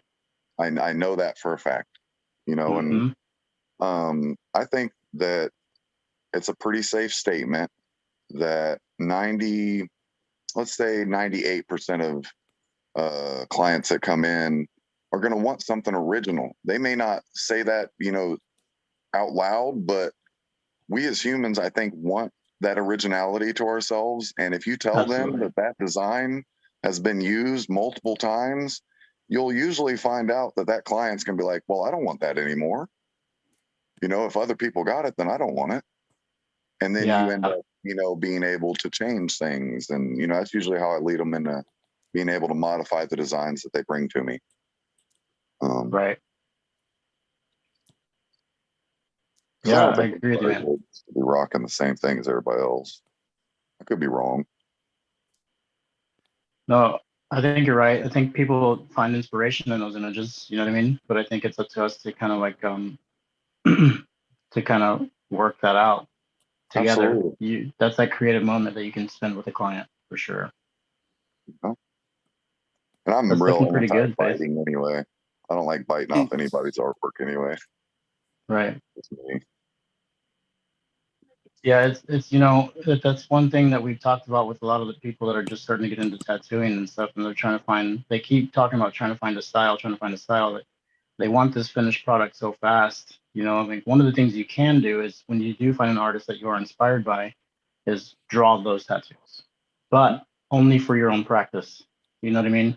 And in that process, you discover what it is that makes that image look the way that it does. But that doesn't mean that you profit off it. That doesn't mean you should profit off it either, in my opinion. You know what I mean? Some people do. Absolutely. That's whatever it is, it is. You know what I mean? But I think There's that been, go ahead. I wouldn't. no, I think that's about it. Yeah. Oh. There's been a couple designs, like there was a Carlos, I think it was Carlos Rivera rose that I really wanted to do. Like I'd liked that rose for years and years and years. And I really wanted to do it. Like I'd wanted it on my own hands, but my hands were already took. So I ended up doing it on a friend of mine. But other than that, I think that may be the only design that I've, point A to point B. And that was literally, I posted it up. This is not my design. I'm doing this out of, respect. I've always loved this rose. It's one of the best roses I've ever seen. And, it was just real crisp, clean, great gradations. I love the way that it looked. Yeah. I also gave credit, I put his name in it. This is his design, and I kind of done that because the other artist I was in the shop with at the time was doing a lot of biting on people's artwork. He would download it, print it off, and tattoo it. Yep. And, I believe respect is commanded, not demanded. So I figured maybe if I, speak this out, maybe if I do it this way, he'll catch on. Unfortunately, that didn't work, but hey, I tried. Yeah. But yeah, man, I definitely, when I seen the type of art that I wanted to start focusing my tattooing on, I practiced on, some of those drawings and stuff. But what ended up getting me to where I was actually able to start being able to do some of those techniques was I sat down and I learned what went into making those designs that those people were making and the technical application that went into making them look the way that they did. Right. Because then if I can, it's like the Indians and the Pilgrims, man, teaching them, how to farm as opposed to just giving them, some corn is a huge difference, learning how to raise that image up and, water it and do all the things that I need to do to get the image to where I want it to be so that I can achieve the same artwork that these amazing artists are doing is more important to me than just being able to download a piece of corn and sell that piece of corn. You know what I mean? I like that, dude. I'm about to tell the next client that you don't want the same old piece of corn. Yeah, you don't want the same old piece of corn, man. Yeah. That's corny. That's corny. I like that. Right? See, there's another strip design, man. I'm telling you, dude, we're gonna have a whole freaking whole Teespring thing going on. We'll just have to start a Pinterest board full of fucking Casey Lee quotes. Golden. Hey, man, I've been around a little bit, so I hear things here and there. I can't be attributed to them being mine, Like I said, it's about those experiences and those interactions. And, you know, when it comes in to conversation, you know, just like with art, my brain subconsciously pops these things up in my head, man. Like the Jeffrey the Yeah. Giraffe thing the other day. Dude, if Yeah, you would that's have super flat funny. out asked me who is the spokesperson for Toys R Us, I would have not been able to tell you, you know? But, you know, subconsciously it was in there. You know, Yeah. I think that I probably picked up a lot of quotes and a lot of things over the years. Just comes back out, I guess, That's organically. nice, man. Yeah, it's killer. Yeah. So those are looking great, Faith. It's pretty cool. I like the way you're using the color in place of the tonal values. So where are you from, Faith? Just curious. She's still on there? Yeah, I think so. Yeah, they're mowing my lawn like right outside my window, so I have it muted. You hear I me? don't think we can. Mhm. Here now. I can. Oh, Anyway. yeah, they're mowing the lawn, so I was trying not to make noise. But I'm from South Florida. I live in Port St. Lucie. Oh, okay. It's kind of like between Orlando and Fort Lauderdale, kind of near Boca. If you know where that is. How far is that from Brighton? I don't know where Brighton is. I thought Brighton would have been right down there. It's all the way on the east. It's like right above West Palm Beach, which is where I'm from. Oh, okay. See, I was thinking you were on the. Okay. All right. Yeah, you're not near Brighton. All right. Cool. Well, Lauren, where are we at with time?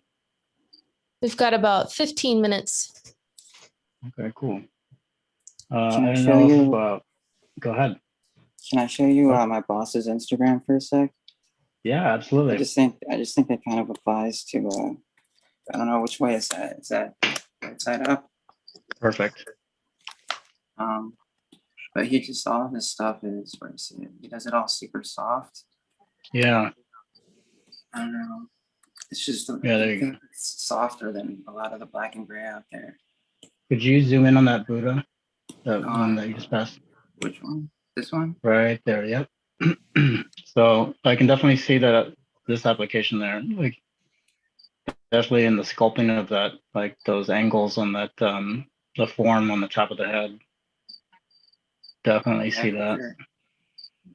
And those edged lines, those edged areas underneath the eyebrows and stuff. Yeah, it's killer. Great Nice. work. It's cool guy. Yeah. He does like a 5 value thing, which is where I got it from. Like this is basically the foundation for everything that I do. Yeah. But I just feel like it's so much softer. Like it looks more Started like that light. one. I haven't got to finish it yet. Yeah. It was on my ex-wife, so I'll probably never get to finish it. But It's cool. Oh, that's great. yeah, that's. Yeah, he just Like he does that. it all day long, every day. Yeah. What machine does he Okay. use? Just curious. I always like What? What do you know? What machine he uses? Just out of curiosity. Um, What stroke, maybe? he's 'Cause that definitely is a soft he's stroke. using a Hawking CNC. Do you know what that is? I think I've heard of that. It's I like think I've heard of that before. it's like a is this working? It's like a budget machine from Hawking, but it has like some, I think it's a German motor in it, so it's like a pro motor and like a Chinese body or something like that. But Is it red and black? It's just like this little black short wand. It's Hmm. like shorter, and then he was using a Zion for a while, which is what me and the other person were using. But he switched back and he gave his apprentice the Zion. But if you look it up on Amazon, if you type Hawking CNC, there's like 3 of them. 2 of them have like a Japanese motor. But then if you look at the one that says like German F whatever motor, it has like almost 5 stars. Everyone's freaking out about how good it is. And it's like $180. Oh, nice. Yeah. So I had one for a second, but I gave it to someone. See, I'd heard they were putting those machines you're talking about, those Japanese machines that everyone's wanting, in the very first series of the Dragon Hawk masks that came out. Because another artist had come up to me and like most of Dragon Hawk's machines aren't Well, I'm not gonna, say anything negative, but anyway, that specific machine, I was wondering if that's what you was referring to. There's one, the German one's all black, and then there's like an orange and a red band on it, and those Yeah. are the Japanese ones. But I don't know. He follows some Instagram group that's like all tattoo artists trading equipment, and I guess he heard about it on there. But anybody who needs like an inexpensive machine, I tell them to get that one. This right here. Is that it? That's the one you're No, talking that's not about? it. That's not it. I can show you. Yeah, that was one of the first ones I'd ever ordered from them, but someone had told me the machine or the actual motor in it, and I've never had any problems with it. Like every other machine I ever got from them was, well, like I said, I'm not gonna say anything negative. But anyway, that machine itself, like I never really had any issues with it other than it was, I had to plug it into a cord, and now I'm wireless, so I'll never go back. But Yeah, no doubt. yeah, I was wondering if that's what she was talking about. So that one. Oh, Okay. yeah, okay. That's it. But then there's, I guess they're all the same, but there's one that's not the foul lab or whatever. But you can see there's like 4.5 stars, and then where is it? It's just it's so quiet too. 3.3, is that what it said? As far I wonder it's as, so soft. but he does that soft black and gray, and he likes it better than the All right, cyan. well, yeah, I lean more towards the soft. That's why whenever I see soft gradations like that, I'm always kind of trying to ask. Wasn't trying to, hit you with a bunch of questions. I was just curious. That's okay. I run a 3.5, and it's relatively soft, but I've seen people get softer, and it may just be my technique. But I'm always curious, like Let me learning. ask you guys, do you guys prefer curved mags or straight mags for your black and grays? Well, I'm using mainly curves now, but like I was telling you before, man, there's a lot of times I miss those corner needles, dude. Like I Mhm, really do. I still keep my 7s flat, mhm. I but only I use think everything else. curved. Yeah, I think everything else is pretty much curved. Unless I'm like trying to pack like a solid color or something into tight corners. I just felt like when I was doing those trying to get those softer gradations in the bigger areas where I didn't really have much to hide anything if I needed to, if I caught a corner needle or something like that. I feel like I'm getting a little bit smoother, consistent gradation. I don't have to worry about those corners anymore. And, I can kind of just work it in there. And then if I need to get in somewhere, I can either switch back over to my shader needle, my round shader or something like that. It's kind But of I do like miss having those corner needles on the flats sometimes. if I'm painting, I'm always like realism is what comes naturally to me. It's what comes naturally to my mom. So I'm always trying to push myself into impressionism. So like I'm always just, you take a bigger brush, you know what I mean? And I feel like the curve forces you to smooth everything out. If that makes a sense, like it's trying to force myself into impressionism. Awesome. Yeah, I've been trying to find like a decent, like budget cartridge. I can't find one. I don't know what you guys use cartridge wise. I'm trying to like. T-Tech. I've used T-Tech. What'd you say? I've used buck sticks in the past too. Buck sticks. Yeah, buck sticks, PHUCSTYX, I think is what it's called. My Or how you buddy up spell in it. Chicago, he stands by those. Yeah, I never heard of those. yeah. I mean, I've used. They're based in Florida, I believe Jacksonville area. So it'd be right there There you Okay. go. for you. I'll check It's it like out. meant to You save be. money on shipping. Look at Yeah. you. There you go. Yeah, there's a company here in Illinois that I'll use from time to time for just general like cleanup supplies and stuff like that, and it's awesome because they're here in Illinois and it's free next day delivery, man. It's awesome. I just it's great. So if you can get those cartridges like that the same way, man, good for you. That's awesome. Go for it. Tell it one more time. PHC. PHUC I think is what it is. Let me see. PHUC. Yeah. Got I believe so. Yeah. Yeah, they ain't super expensive. Like they were affordable. Mhm. That's what I would, And they're So pretty I'm about to decent. looking him up because he's been trying to get me to switch from. I use T-Tex Prime Plus, and there's There a you go. couple gotcha. of Thank you. the big wasps, but most of big wasp needles, man, I don't like. But there's a The whole couple of them that I actually do care for. They work the way I whole want them to. shop was using the Hawking Quells, like the 50 packs. And like we were all loving them, and then they just like went to crap. I don't know if everyone was buying them, and like, the quality control went down, but now we don't like them anymore. But we got like used to them. But they were like a super budget. But I need something for like that's better. Because I feel like I had some old Precision and some old Kingpin cartridges, and when I started using those instead, it's so much better. Like I didn't Yeah. realize how bad they were, if that makes sense. And I think they Mhm. like wear out after an hour or two. But yeah, Yeah, it feels like they're not as like right out of the package new. Like they're not doing as much work. You're trying to have to put a little more effort into it, right? yeah, they kind of lose their quality. I've used quadrants. I've used those Fox sticks for a long time when I first started getting into cartridges, and recently I switched over to Black Claws, and those are pretty awesome. Like probably by far my favorites. Yeah. They're always out of stock because everybody's always picking them Black up. balls, But those are like 50, ain't they? what's that? Aren't those like 40, 45 or 50 a box? They're pretty.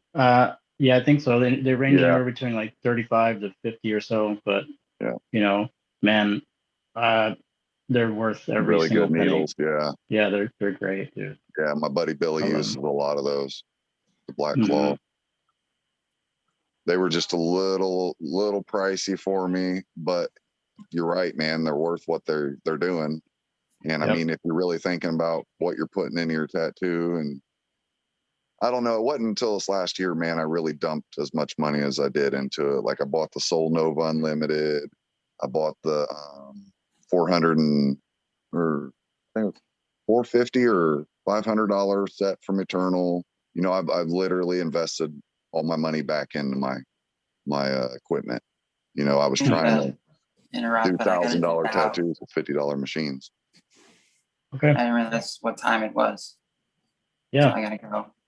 But Thanks for coming in, Faith. yeah, I'll be prepared for next week. All right. Awesome. Thank you. Cool. Take it easy. Yeah, I think I'm right there with Faith. I'm going to be getting back into work here pretty soon too. I'm actually at my house right now, so I got to get over to the shop and get Yeah. all set up for the first appointment that I have today. Yeah, But, I'm waiting for my call. So I can start taking my stuff over there. Yeah, man, congratulations. Yeah, I'm looking forward to it. Hopefully it's, you know, I can't see it being any worse, you know. I mean, but then every time I say that, man, I don't want to say it, you know. What can go Yeah, what could be worse than the last time? yeah. You know? But no, I've known these people for a few years. But yeah, man, I hope you have an awesome day, man. It was a pleasure being on here with you again. Wish I could have Yeah, gotten for in there sure. and actually done some drawing, man. I was trying to run around and find my charcoals and all that stuff, and I got everything packed up. And dude, by the time I was like, I don't know how long they're going to be on here, so I figured I'd just hop on. Right on. Well, there's always next week, dude, and I appreciate you coming Yeah, in, for man. sure, You know man. what I mean? So it looks like I told you I'd be here, actually, man. yeah, thanks for showing up. I appreciate that. Try and be a man of my But word. you want to let everybody know where you're beaming in from before we go? No, I'm in Indiana, man. I'm up in Grant County. You can check me out, Casey Lee Tattoos, on Facebook, Instagram, YouTube, Twitch, Facebook, or I said Facebook. I feel like I got a few more other things, but I got to organize, man. I'm a little discombobulated as of late. Yeah. Used to be a lot more professional and organized when it came to that stuff. What is that? Yeah, right. Yeah. Yeah. Well, have an awesome day, man. You too, brother. Good to see you, man. Thanks for stopping in. You too. Later. Cool. Well, thanks guys for tuning in. First episode's in the books. Next week, we'll be talking a little bit more about going into some of the details of these objects and these shapes that we're making. And I'll start covering some stuff on composition, overall composition, and implementing the geometric tree of life and how to use that with our subject matter. So other than that, Lauren, thank you so much for all your help and your time. I appreciate it so much. Thank you, Reinventing Tattoo. Thank you, Gabe, everybody else that's involved behind the scenes, and hope you guys have a good day. Thank you, Ricardo. And we will see you again next Tuesday.